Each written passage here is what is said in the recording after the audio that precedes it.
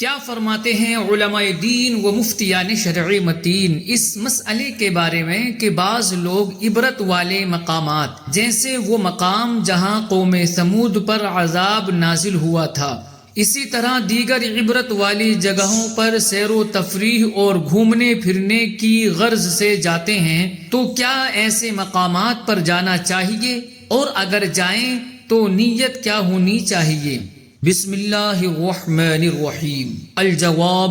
بعون الملک الوہاب، اللہم ہدایت الحق والصواب۔ جن مقامات پر اللہ تعالی کا عذاب نازل ہوا اور اب وہاں ان اجڑی بستیوں کے آثار موجود ہیں، یہ عبرت حاصل کرنے کے مقامات ہیں، سیر گاہیں اور تفریح گاہیں نہیں ہیں۔ ایسی جگہوں پر پچھلی امتوں کے برے انجام سے عبرت حاصل کرنے کی نیت سے جانا چاہیے، اور اس نیت سے ان مقامات پر جانا مستحب ہے، بلکہ قرآن و حدیث کے اندر اس کی ترغیب دی گئی ہے، جیسا کہ غزوہ تبوک کے لیے جاتے ہوئے جب نبی کریم علیہ السلام اور صحابہ اکرام کا گزر مدائن صالح یعنی وہ جگہ جہاں حضرت صالح علیہ السلام کی قوم پر عذاب نازل ہوا تھا اس کے پاس سے ہوا، تو نبی کریم صلی اللہ علیہ وسلم نے اپنے اصحاب سے فرمایا کہ یہاں سے اللہ تعالی کے عذاب کے خوف سے روتے ہوئے اور پچھلی قوموں کے برے انجام سے عبرت حاصل کرتے ہوئے گزریں۔ عبرت والی جگہوں پر جانے کے متعلق اللہ تعالی ارشاد فرماتا ہے، قُلْ سِيرُوا فِي الْأَرْضِ ثُمَّ انظُرُوا كَيْفَ كَانَ عَاقِبَةُ الْمُكَذِّبِينَ۔ تم فرما دو زمین میں سیر کرو، پھر دیکھو کہ جھٹلانے والوں کا کیسا انجام ہوا۔ اس آیت کے تحت تفسیر نصفی میں ہے کہ فَانظُرُوا اور ثُمَّ انظُرُوا میں فرق یہ ہے کہ فَانظُرُوا میں غور و فکر کرنے کو سیر کا مسبب بنایا گیا ہے، گویا کہ یوں کہا جا رہا ہے کہ تم زمین میں عبرت حاصل کرنے کے لیے سیر کرو اور غافلوں کی طرح نہ گھومو پھرو۔ اور قُلْ سِيرُوا فِي الْأَرْضِ ثُمَّ انظُرُوا کا معنی یہ ہے کہ تجارت وغیرہ کی غرض سے زمین میں سیر کرنا مباح ہے،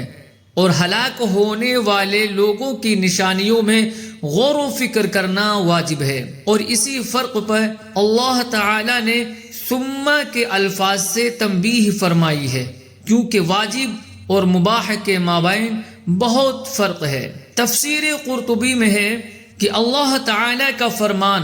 قُلْ سِيرُوا فِي الْأَرْضِ یعنی اے محبوب صلی اللہ علیہ وسلم ان ٹھٹا مذاق کرنے والوں جھٹلانے والوں سے فرما دیں کہ زمین میں سفر کرو اور دیکھو اور معلومات حاصل کرو، تاکہ تمہیں پہلے والے کفار کا انجام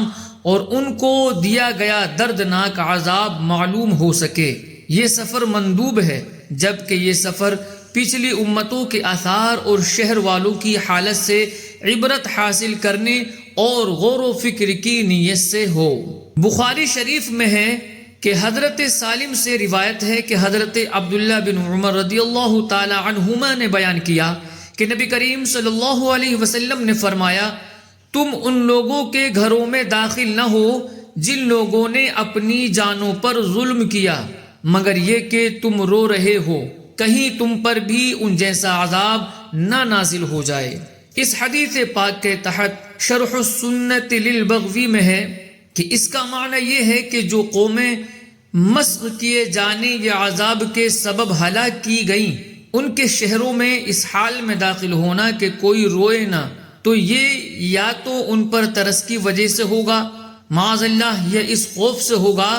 کہ اس کے ساتھ بھی کچھ ایسا ہی نہ ہو جائے۔ ایسا شخص سخت دل اور خشوع میں کمی کا شکار ہے۔ یہ شخص اس بات سے محفوظ نہیں ہے کہ اس کے ساتھ بھی ایسا کچھ ہو جائے جو ان کے ساتھ ہوا تھا۔ ایک اور حدیث پاک ہے کہ حضرت عبداللہ بن عمر رضی اللہ تعالی عنہما سے روایت ہے کہ رسول اکرم صلی اللہ علیہ وسلم نے فرمایا، عذاب والوں کی آبادیوں میں داخل نہ ہو مگر یہ کہ تم رو رہے ہو، اگر تم اس وقت نہیں رو رہے تو تم ایسی جگہ نہ جاؤ کہیں تمہیں بھی ویسا ہی عذاب نہ پکڑ لے۔ اس حدیث پاک کے تحت تفہیم البخاری میں ہے کہ اس حدیث پاک میں سیدنا صالح علیہ السلام کی قوم ثمود کی طرف اشارہ ہے جو اصحاب حجر ہیں۔ حجر شام اور حجاز کے درمیان شہر ہے۔ سرور کائنات صلی اللہ علیہ وسلم نے صحابہ کو وہاں داخل ہونے سے منع فرمایا تھا، جبکہ وہ آپ کے ساتھ تبوک کی طرف جاتے ہوئے وہاں سے گزرے تھے۔ پھر اس سے استثناء کرتے ہوئے فرمایا کہ اگر مقامات میں داخل ہوں تو غمناک روتے ہوئے داخل ہوں۔ اس سے معلوم ہوتا ہے کہ جو وہاں نماز پڑھ لے فاسد نہ ہوگی۔ اس حدیث سے معلوم ہوتا ہے کہ ان مقامات میں سکونت منع ہے، چونکہ اتنا عرصہ غمناک اور روتے رہنا ممکن نہیں، اور ان مقامات سے جلدی گزر جائے،